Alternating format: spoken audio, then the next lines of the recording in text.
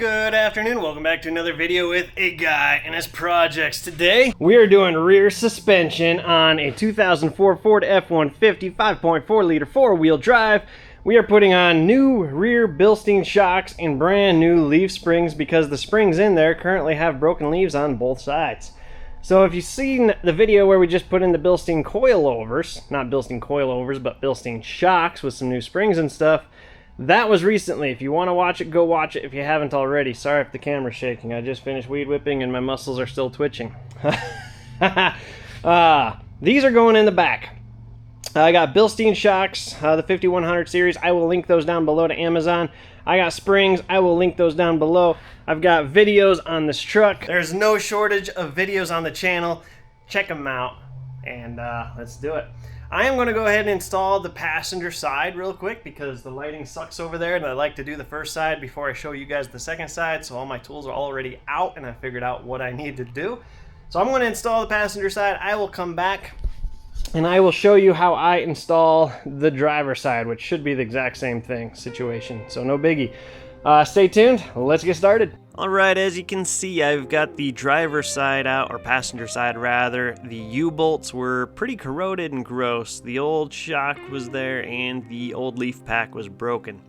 So this is the front leaf, or the front of the leaf spring on the driver's side. This bolt is in backwards, another brilliant idea by Ford. So you're going to need this bolt. I'll link it down below. What I'm going to do is I'm going to get my wrench on the head of the bolt, and then over here on the nut I'm going to go ahead and remove the nut. While I remove it, I'm going to try and push the bolt towards the gas tank. Didn't work, so we'll have to manually push it over there. But essentially what we're going to be doing is cutting the head of this bolt off. I'm going to hammer it over. I'm going to leave my wrench in place to kind of hold the bolt while I'm sawzawing so that it doesn't just rotate with the blade. This has to come off or the gas tank has to come down. Your choice. A lot easier to just take the bolt off. Sawzawing. You're going to be here for a minute. This took a while and about 4 different blades. That was a pain in the butt, but it did come out. Once you get close, you can grab a punch and a hammer and kind of force the head off the rest of the way. Or you can sit there with the sawzall as long as you want until it's all cut off. Your choice. You could also use a plasma cutter or a grinder with a big blade on it. I use sawzall and the punch like that. Alright, we're going to let that sit there for a minute. We'll come back to it later. Right now, while I got the truck in the air, I'm going to go ahead and loosen these U-bolt nuts. Not taking them off, just loosening them so that they are ready once we put this back on the ground. Just makes things easier for here in a few minutes. Now that we're back on the ground, all 3 tires are sitting on the ground, and I have the floor jack holding the axle up with no tire. Now this is going to be helpful for going up and down and maneuvering later. Alright, these U-bolts, you can go ahead and take these off at this point. You can either cut them off, which is probably faster, or you can go through the arduous process of removing each nut. Either way, you can win at this. Cutting them off, like I said, probably faster. Why I want to take the nuts off so bad, I don't know, but I like to do it that way. Once you got those off, your axle is more or less free floating, only being held up by the shock, so just be mindful of where you put your legs and when you relieve your jack. Alright, so now we're going to take the upper shock bolt off. Now this is pretty easy, a wrench and an impact, or 2 wrenches and a ratchet, whatever you want to do that. You're going to remove that. We are replacing the shock, but it does not come with new hardware, so we're going to save that nut and bolt. Put them where you're not going to lose them. Same with this lower shock mount, exact same thing. Remove the bolt, remove the nut, keep them where you're not going to lose them because you'll need them for reassembly with the Bilsteins. Alright, that is your lower shock bolt, and now your shock should be able to just slide right on out. You might have to do a little wiggle if it's been there for a minute, but alright, so back to this front leaf spring bolt. We are going to rethread the nut on so that I can use a pry bar and try and pull this bolt out.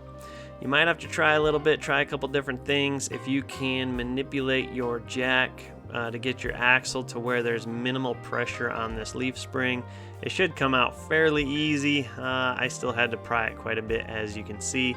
but I didn't have to use an air hammer or anything because I was able to relieve most of the pressure on the spring by jacking the jack and axle to where I wanted. All right, that is gone. We have a new one. I will link it below. All right, so the shackle will come with the leaf pack. We will replace the shackle afterwards, but we do need to get that lower bolt out next. Yeah, there's the broken leaf spring. All right, so I got the nut off of this lower one, and now I'm going to kind of hammer it again. If you can relieve the pressure, this goes a lot easier. I was having a hard time finding neutral position to get rid of pressure on this bolt. So it took a little effort, but with the hammer, and then I was able to get my impact on the other side again, and it was able to thread itself the rest of the way out. All right, now you're going to get the leaf pack out of here. It might be kind of seized in place if it's been sitting for a minute. Just struggle till you get it out. And if you can get it out without a struggle, that's great. Mine also just has dirt packed everywhere, which makes everything tighter. Because I'm pretty sure this thing was in a flood at some point. I can't prove that, but every little thing I've done on this truck, there's been dirt packed everywhere.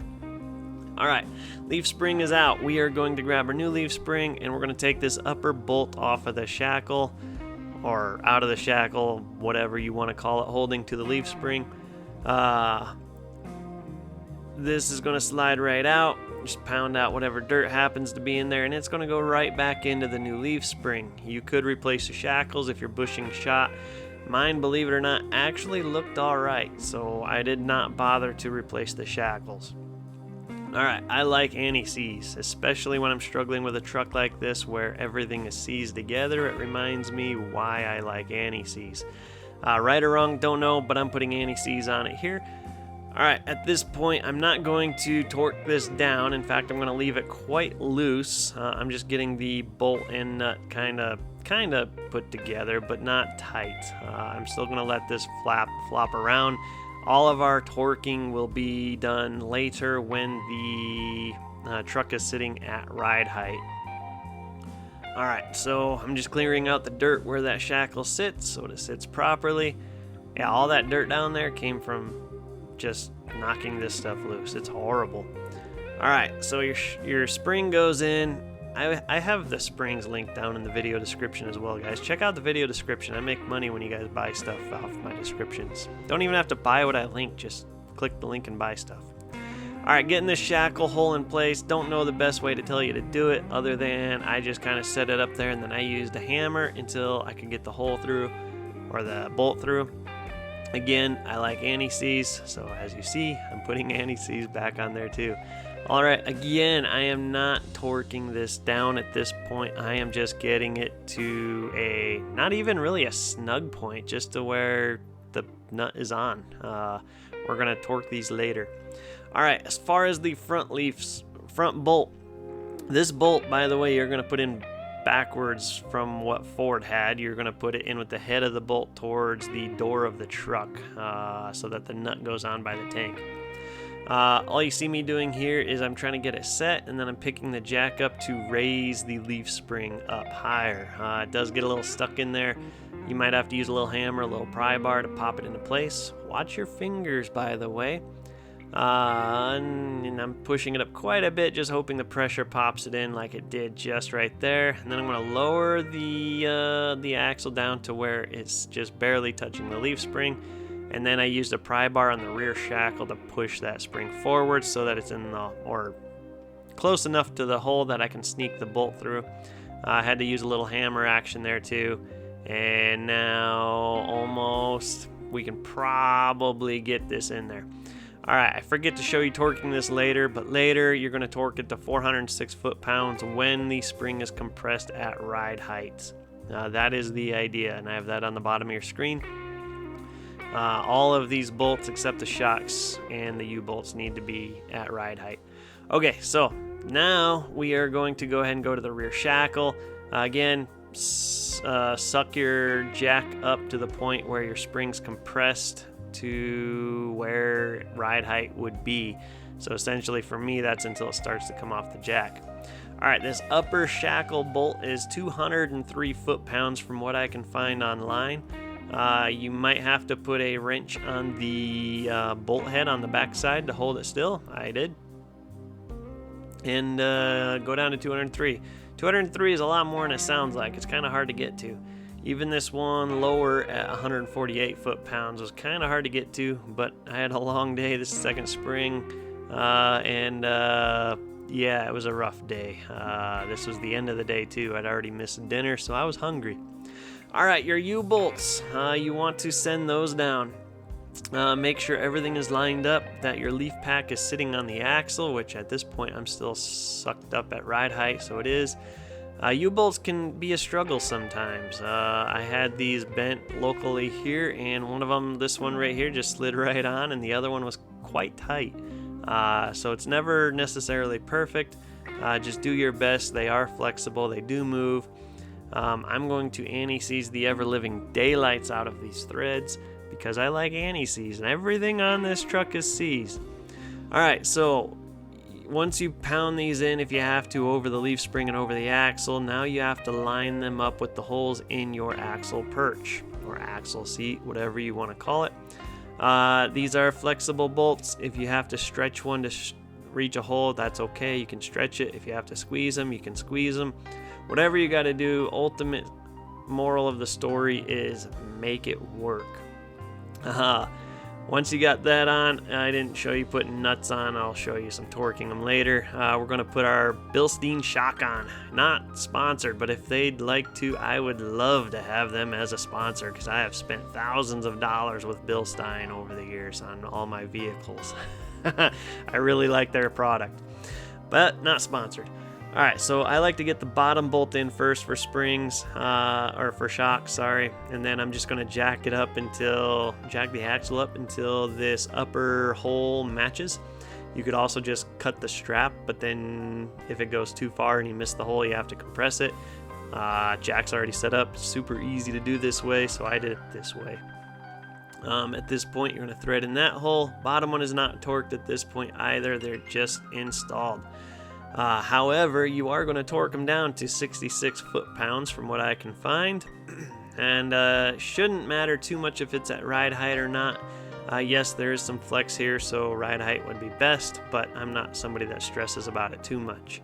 Alright, so now I'm going to get rid of that strap. That's gone. I picked the truck up, and now I'm torquing the bottom shock mount to 66 foot-pounds as well.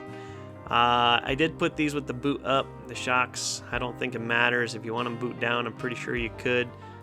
For me, I just decided to go boot up. Alright, U-bolts, you're going to crisscross as you tighten these. You want your axle mount seat to be flat on the bottom. If you tighten one side of the U-bolt up more than the other, that'll twist. So try to keep it flat on the bottom. And then just crisscross to 89 foot-pounds, or that's what I did anyway. You can now put your tire on, and I torque these down to 140 foot-pounds. Do as you please, however, that's what I do. Alright guys, we got her back down on the ground.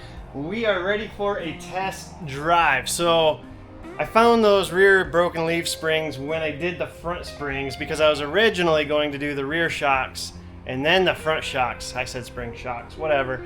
But when I found the broken leaf springs doing the back shocks, I called that job quits while I waited, and we switched to the front struts, shocks, springs, all that stuff. So this has not moved, and all four corners are brand new suspension, brand new springs, brand new shocks. So I'm actually pretty excited to take this for a test ride. It is late right now. I have already missed dinner with the family, but I think I'm gonna take a test drive. Here we have the old parts, nothing spectacular. I did put new U-bolts on, of course. I didn't mention that earlier.